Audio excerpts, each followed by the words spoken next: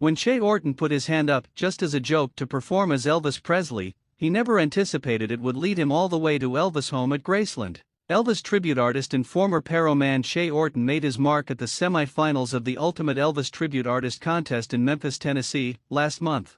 The 42-year-old sang his heart out and landed a spot in the top 10. Che told the Profile it was an amazing feeling to be there on the grounds where Elvis performed at Graceland. "I just loved being there," he said. The contest requires Elvis tribute artists to showcase their abilities in emulating Elvis' voice, style, and stage presence. A prerequisite for competing in the semi-final round was to win one of the preliminary rounds held at different festivals around the world. Che won the Parks Elvis Festival contest in Australia, which secured his spot at Memphis, he said. It was his third time making it to the semifinals, alongside tribute artists he knew from previous events and a few new faces. "They're all nice guys and all supportive backstage," he said. The father of 3 was accompanied on the trip by his wife, Lucy Orton, and their youngest daughter, Mila. While Lucy had been to the contests before with Che, it was Mila's first time overseas, and she absolutely loved it, Che said. She went through the Graceland mansion 3 times. In addition to Che's top ranking, he was also invited to perform at the Elvis & Co Music Festival contest in Canada in November.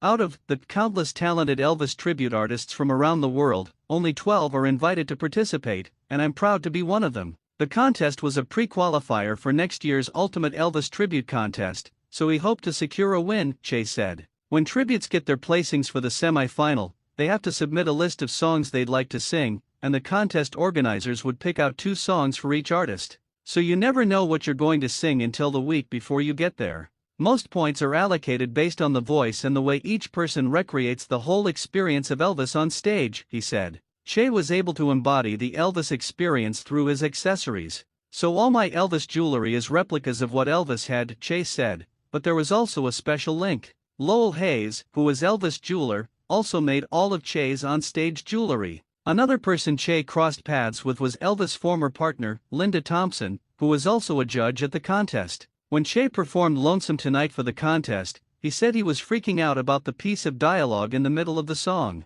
However, he said Linda was surprised to find out Che was from New Zealand because of how convincing his American accent was. "Elvis used to sing that song to me," she told Che. But when it came to one of the most significant parts for Che, it was the supporters. "Without them, we wouldn't be doing this. All of us are lucky to have the fans," Che said. More people were becoming familiar with Che's name, and he started to gain more followers from the United States, he said. "I just never thought I would have got there doing this."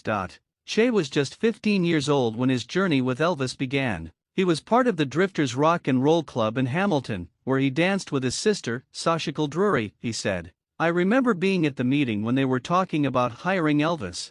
Che put his hand up and offered to do it as a joke," he said. After that, he was asked to perform at a wedding anniversary, a birthday, and it just snowballed from there, Che said. "But now I'm also performing on cruise ships all around the world." Cruise work has taken him around New Zealand, Japan, Australia, and next year he joins a ship that goes from Texas to Honolulu. Che's next big focus was to get placed in the top 3 for next year's Ultimate Elvis Tribute Contest, he said. "That's my goal. And I know it's going to be hard because I'm going up against all the American guys." Che's best advice for musicians wanting to get into performing was to just keep at it. "It's going to be hard, but you've just got to keep going and believe in yourself." And for people who wanted to get into performing as Elvis, Che said, "Just study. It's really strict at the contests. You've got to really study Elvis to try and recreate that." Che will perform this Saturday and Sunday at Big Al's Elvis World in Sydney, where he will share not only his Elvis tribute, but also some rock and roll tunes and some of his original music, he said.